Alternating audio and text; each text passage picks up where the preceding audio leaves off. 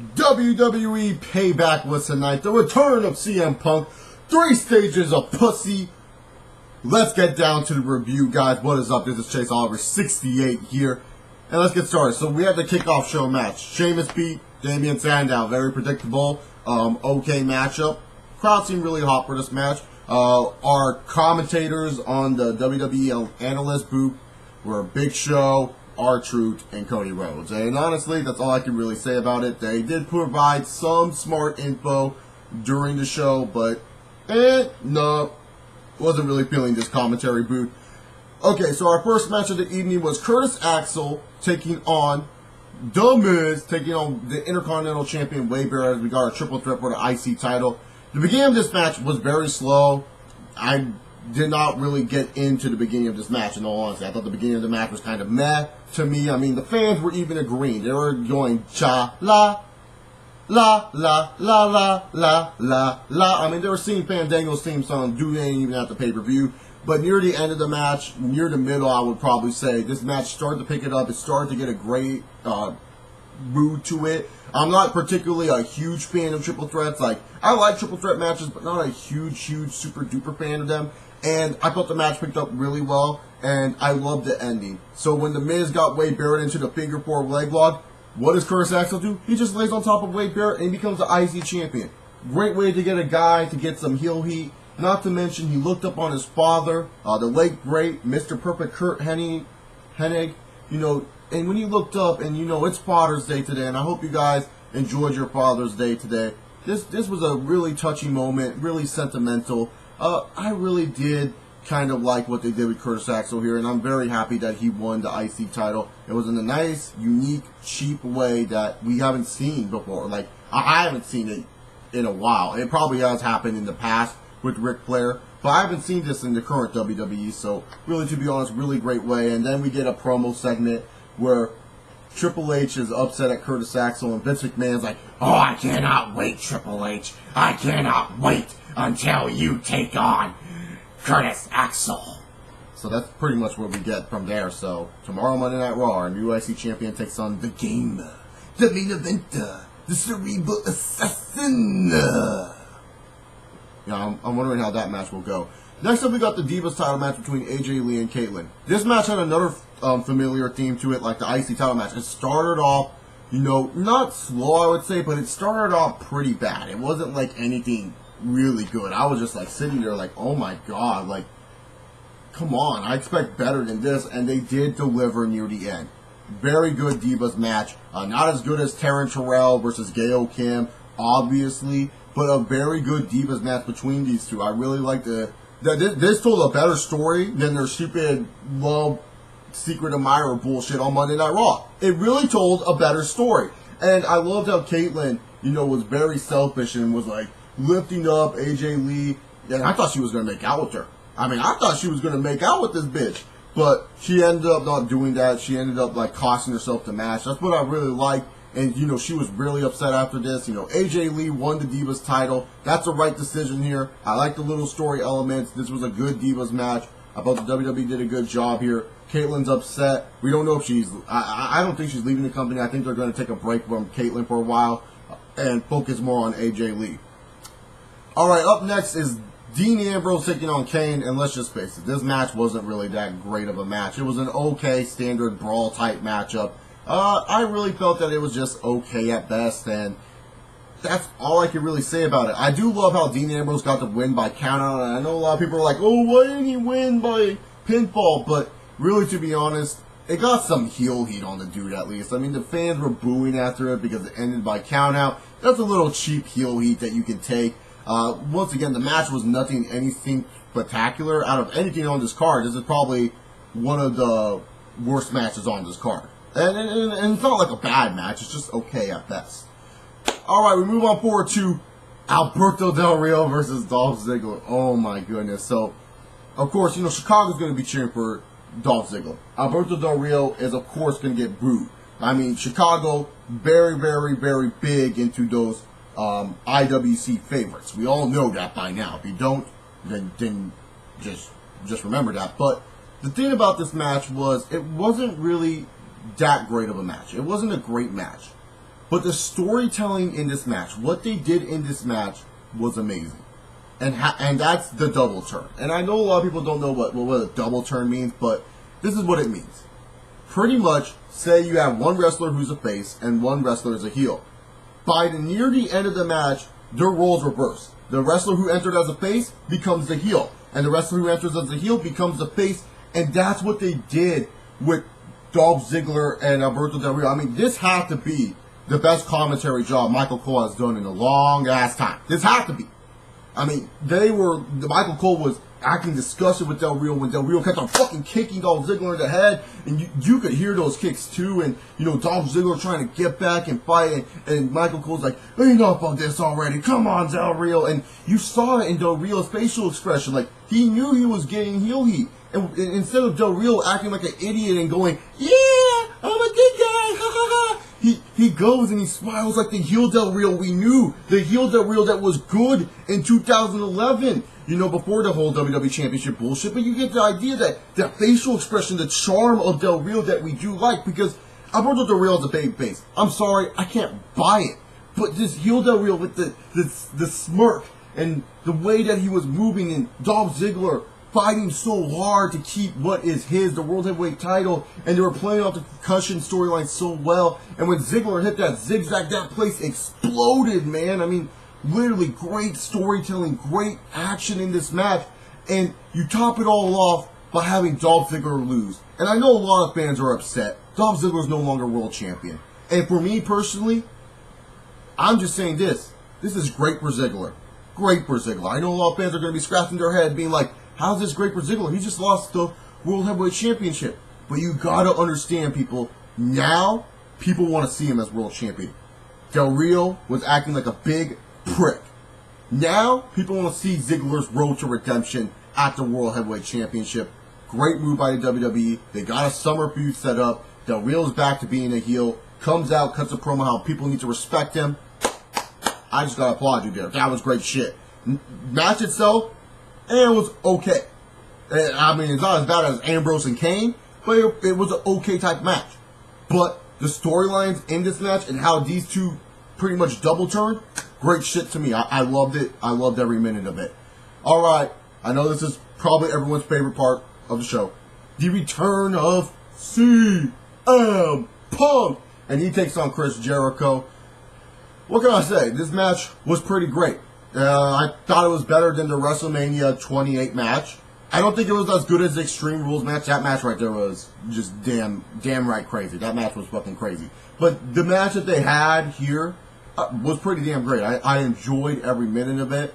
I love Punk when he hit the knee. He said vintage Punk. I love how Punk, at times in the match was selling some of the ring rust that he probably picked up since of his 2-month layout. And really, to be honest here, it was just like, it was a really great match.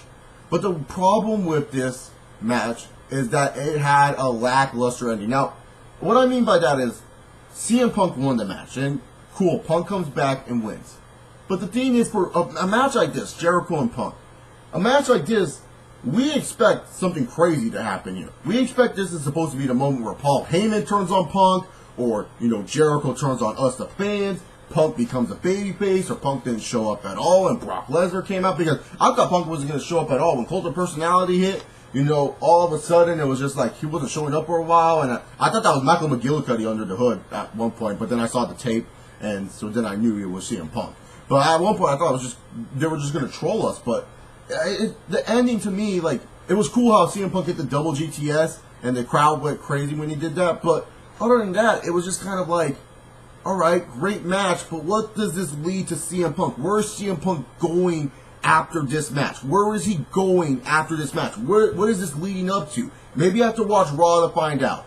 Like I said, match was great, lackluster ending. It just was just like too simple for me. You know what I mean? In wrestling, you have to put layers and layers where I can think about it. This was just way too simple. It was like what I would do on SmackDown versus Raw 2012 or 2008 or WWE GM mode or 24/7 mode in that game. Alright, we got the Shield taking on Daniel Bryan and Randy Orton. Decent tag match. They were playing a good story for the most part.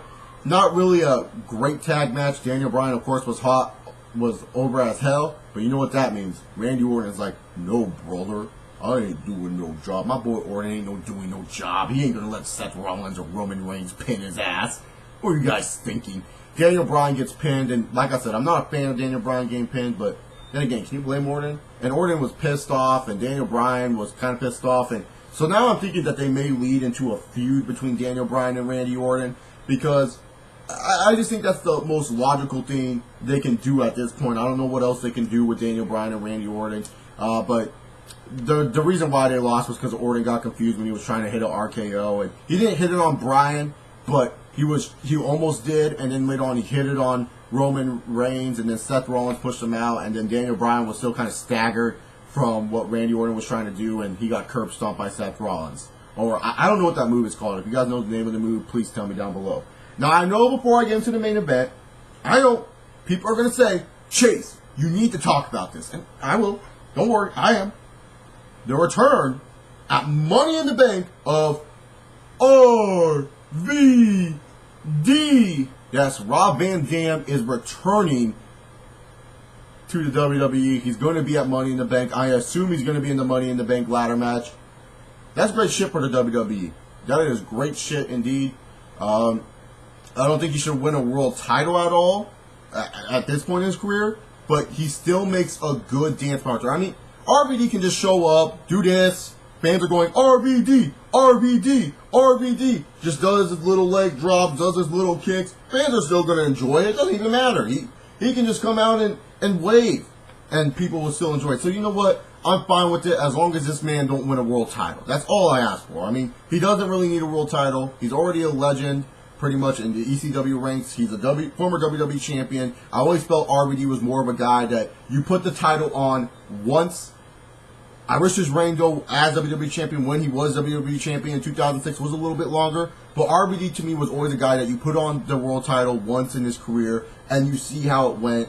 And it's not really RVD's fault why he's WWE champion. Well, it kind of is, because he was smoking weed. But, in all honesty, I just don't want to see him win a title strap. I don't think I think he's way past his prime. If you want to put a title on him just for shits and giggles, go put the World Heavyweight title. No WWE Championship for Mr. Rob Van Dam.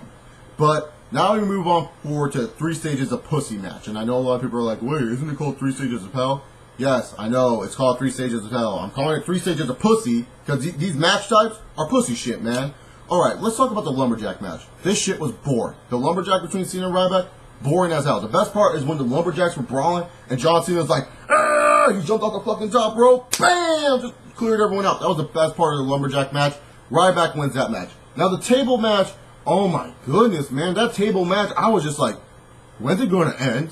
I mean, Ryback was trying to hit the steel steps on Cena, but the steel steps kept breaking the tables. Ryback kept flipping the table. Like, it was just like, oh my god, same spots, same boring shit. I mean, it wasn't that interesting. It really wasn't that fucking interesting, this tables match. And Cena ends up winning the second fall. And how fitting. Ryback's been putting Cena through tables all week, all last time on Monday Night Raw, but yet Cena still has the power. He has the fucking power to overcome the fear of Ryback and put him through a goddamn table.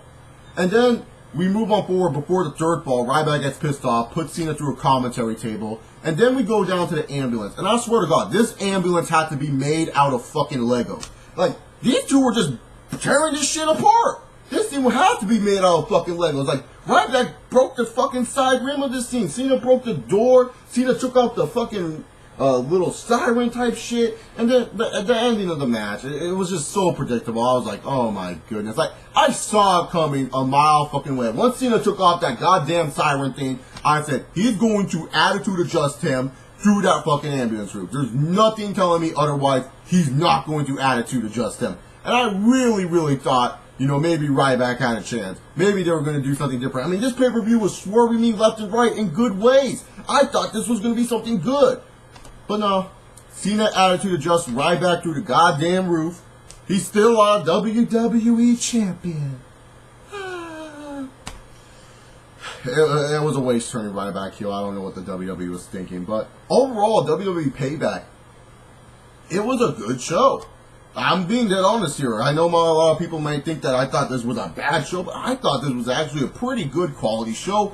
A lot of good booking decisions, a lot of major changes in not only in the champions department but character departments as well in the WWE. I mean, this is just a show, kind of like Slammiversary, that you can just sit back, watch it, and you will say, hey, I felt good watching this show. It's not a show that you would probably regret, buying it for. And maybe if you guys think I'm overrating it, please comment down below, because maybe I enjoyed it more because my expectations for this show, not gonna lie, were really, really low. If you saw my previews and predictions, you knew my expectations were really, really low. But overall, I would give Payback a B- to a B. This was a good show. I really did enjoy it. If you guys haven't seen it, go check it out. I would just suggest skipping Dean Ambrose and Kane out of anything on this card. The rest of the matches are really passable to watch. And especially if you want to see the Del Rio heel turn and the Ziggler face turn, great shit right there. That's definitely match of the night for me. Del Rio and Ziggler's match of the night for me. Overall, it wasn't as good as Punk and Chris Jericho in ring wise, but for me as a storytelling fan, it was great shit. But other than that, thank you guys for watching this video. Subscribe by clicking the little icon or down below. Like this video or dislike this video. Share your love about Payback or hate Payback. You do what you want in the comment section. Leave a video response so I can watch y'all reviews. And pretty much that's about it. Follow me on Twitter at ChaseOver68. Anyways, guys, I'm out of here. Peace!